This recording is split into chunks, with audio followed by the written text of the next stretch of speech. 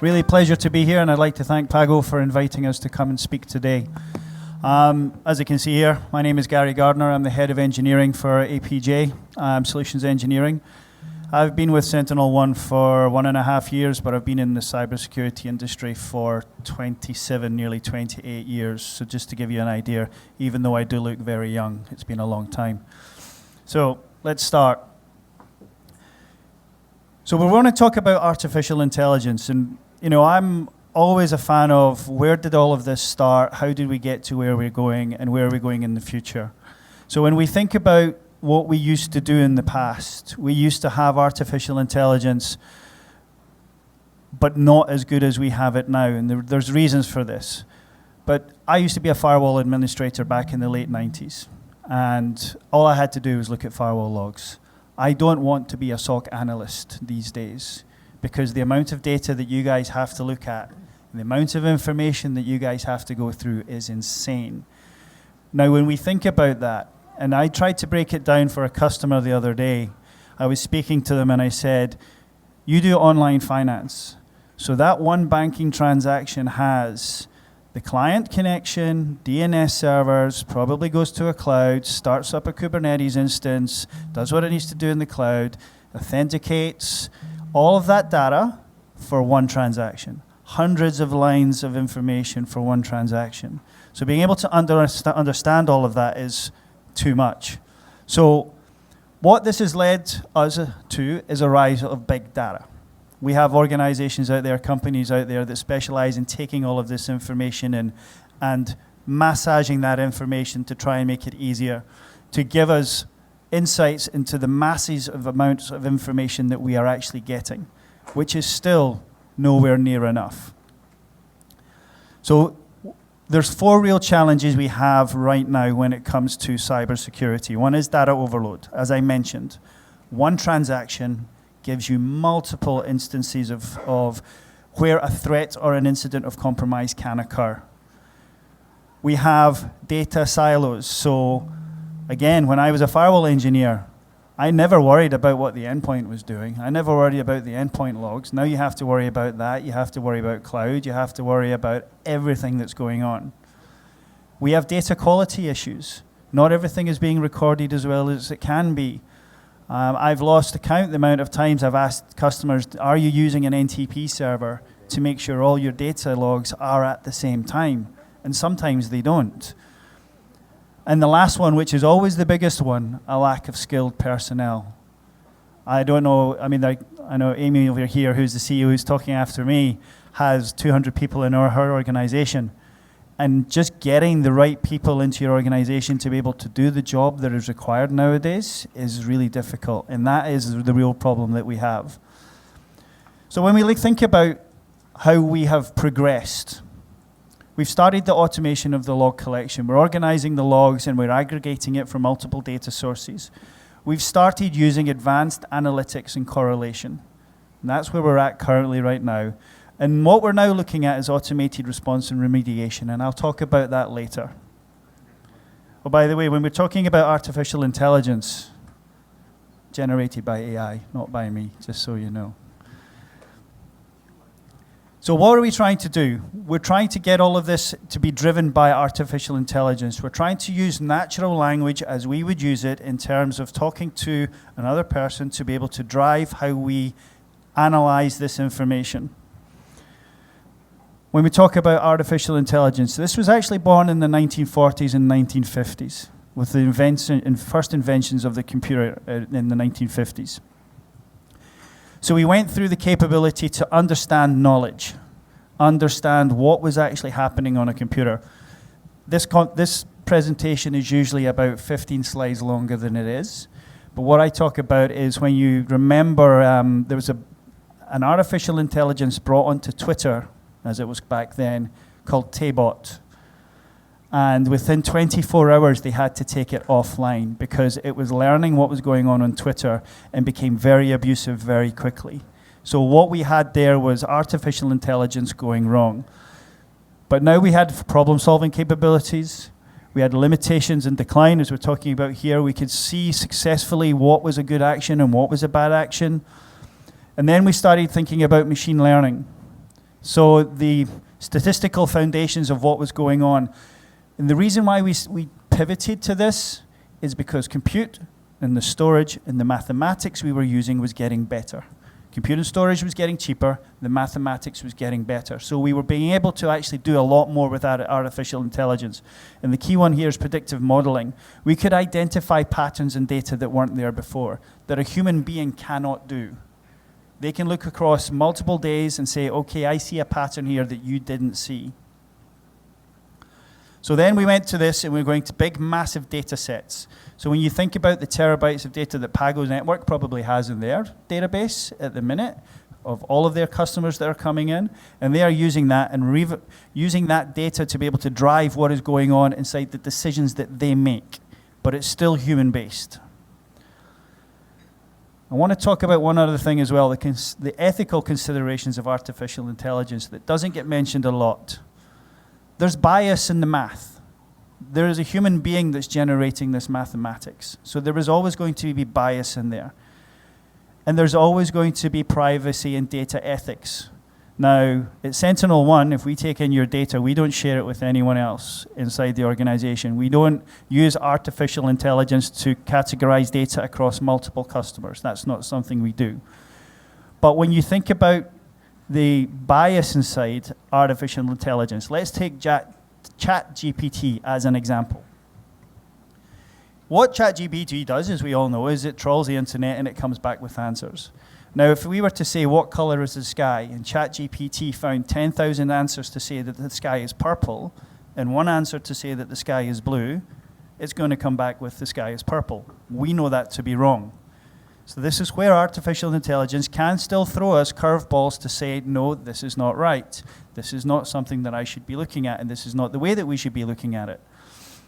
The transparency and accountability as well. When we're talking about them becoming more sophisticated, we have to make sure that their decision-making process is correct as well. So the capability of those AI engines to make the right decision. The other example I like to use with this, and I'm old enough to remember when intrusion prevention systems came into being used inside networks, they quickly became untrusted pieces of technology because of all of the false positives that they generated. And I see a similar mindset with the older generation still working in cybersecurity around artificial intelligence. They think, I don't trust it quite yet to make that decision for me. I still want a human being to do that. So this is kind of the inflection point that we're getting to. So as I mentioned, we have a lot of problems inside our SOC right now. We have a large amount of data coming in, so we end up with long queues on what the analysis should be done. There are complex systems out there. If you're talking about one transaction, as I spoke about with the bank transaction, you're going across clouds, you're going across authentication, storage, the data that was actually being transferred. All of that information has to be inspected, and there's not enough time for us to do that to identify a risk in a timely fashion and actually take a mitigating action for the customer and the talent shortage, as I mentioned. So here's an example of just a fairly benign workflow when we see it inside SentinelOne when it comes to looking at what would be the analysis that we would go through. So we're looking at, okay, the endpoint initially, the identity of the person, what logins were going on, did that actually go to the cloud? Do we need to look at our XDR security platform? And then we move that up into our Singularity platform, which is looking at everything that happened across all of this in one look, in one code. So I wanted to put a little bit of a note on AI attacks. There's two aspects to this. First is artificial intelligence is making it easier for people to attack you because they can go and generate code quite easily. But the second part is what it is doing is it's making those attacks from the people that have the money, and bearing in mind these organizations have billions of dollars. Like if you think about any organization that exists here in Korea, like Samsung, they have regulations that they have to adhere to. But the hackers don't. And they have their own HR, they have their own recruitment, they have their own R&D, and these guys are working permanently to try and break into organizations. And there is a nice one here Emerald Sleet is actually using large language models to do research and social engineering from your friends up in the north.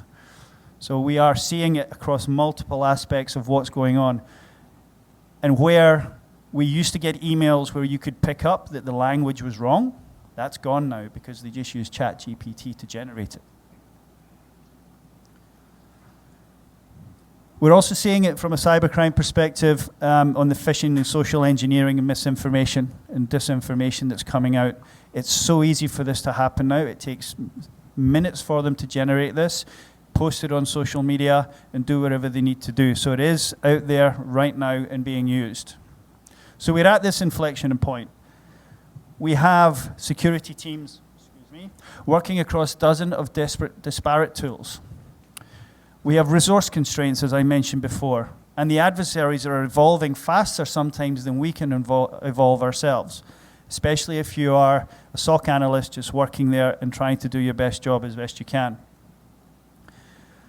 So where are we at? I'll build this slide out. Where we see ourselves today inside SentinelOne is machine learning, AI-assisted capability for your SOC analysts. We've gone past the manual stage of just looking at logs. We've gone past the rule-based stage. Now we're at how do we look at the algorithms to self-tune that we make better decisions and have AI assistance to simplify and streamline this. So within SentinelOne, we have artificial intelligence called Purple. Our company's color is purple, so they call the AI Purple AI. And what that allows a SOC analyst to do is to ask in clear language, where were the top 10 PCs on my network that were possibly attacked today? And within seconds, it will come back and go, here are the top 10 PCs that were attacked. The next thing it will do is it will suggest a follow-up action, going, well, this one was attacked the most. Here's a set of questions you may now ask to drill down further into finding out whether or not this was a threat attack or not. So do that threat hunting. The next part is a bit of limited autonomy. So using the large language models that we have inside our engine to predict new attacks, using agentic AI to be able to say, okay, now I'm going to start making decisions for you based on what I've learned. Now, again, me being a little bit older than most of the people in this room, there's still that level of trust that needs to be built there with agentic AI, and that is capability to say, I definitely am going to hand this over to you. I'll supervise what you're doing, but I want to make sure that it's there. And we're just about there. This is where we are at SentinelOne. This is the things we're testing out right now, the capability, and linking it to hyper-automation. So the ability for an AI action to then take a scripted action so that you don't have to do it for your customers or you do it for your organization. Now, fully automated future, who knows when that's going to come, but that would be the end game so that we can just turn it on and it will start taking the decisions based on what it knows across the data that we have. And our role in that would be to do the guidance to say, actually, no, there's a change in the organization, there's a change in the structure, this is the way that we need the AI to now work inside that model. And why are we doing this? We see inside the data market, the SIEM market, that we are getting way too much data coming in. It's vast quantities of it. So what we're looking at now is how do we get targeted data from those high-value sources to reduce the noise that is coming in to your SOC analyst. So we're trying to understand what is relevant. Do you need every switch connection log, as an example? Probably not. We are following the OCSF framework, so the Open Cybersecurity Schema framework, so we can take data in from anywhere. As long as it follows this framework, we can put it into our large data models.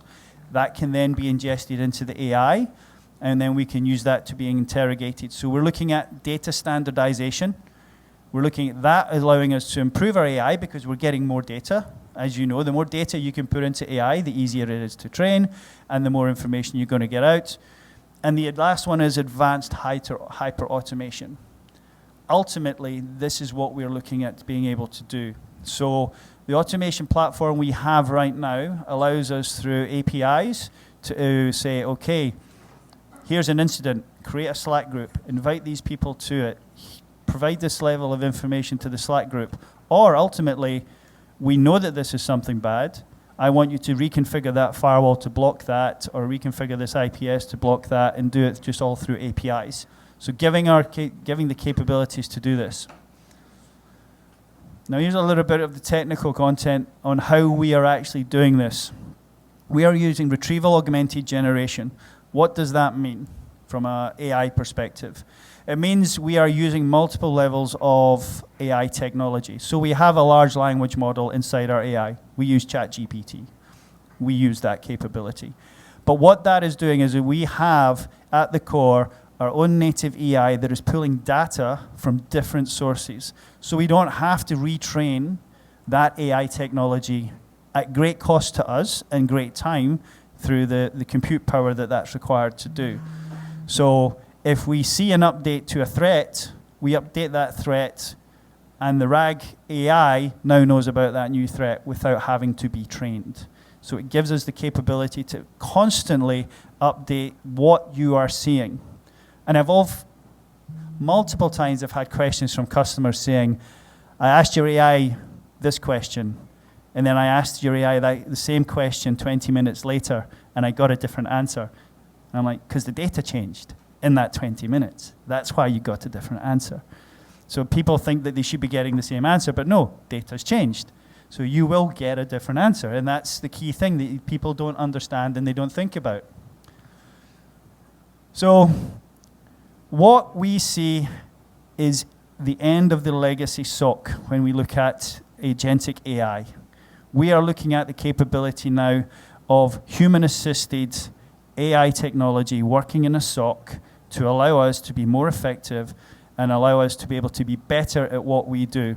And then if you follow that through with hyper-automation, the capabilities of organizations to be able to securely understand what's going on in near real time inside the organization will be key.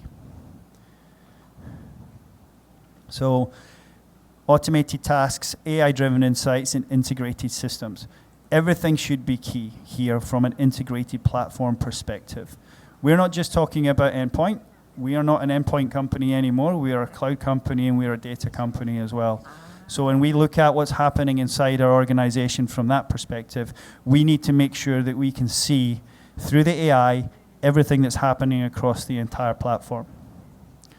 Now I want to leave you with this one. And I know Paul mentioned it in his presentation about his team being in the top 10 when it came to doing capture the flag. We've had our AI technology in GA for over a year now, and we wanted to test it against one of our expert SOC analysts. So what we did is we got some junior SOC analysts against one of our experts, a guy who is experienced in writing the code, the query code, and we did a capture the flag, and he came 7th against some novice SOC analysts. So just by using artificial intelligence, we are able to make junior SOC analysts into experienced SOC analysts very quickly. And if I had the time, I'd show you a demonstration where you can write in one sentence of a query, and the power query that it generates is 100 lines long within the space of seconds. Having to do that manually, I don't have the time nor the intelligence to do that myself. And you think about the amount of training that would have to go into that, whereas you can just train someone to ask a question, and they'll get that answer. So very quickly. So with that, I'd like to say thank you very much for your time. It was a real pleasure being here today. Thank you.